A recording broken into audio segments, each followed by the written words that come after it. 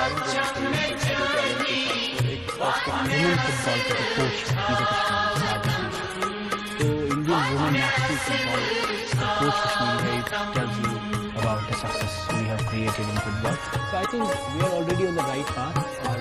but थोड़ा बहुत sustain करने की जरूरत है क्योंकि ये सब चीजें बहुत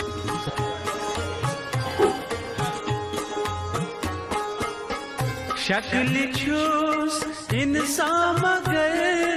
इंसानियत निश बेखबर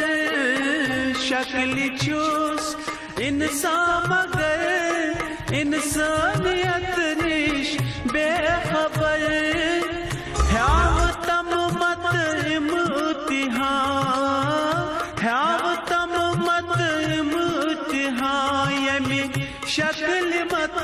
मंद छा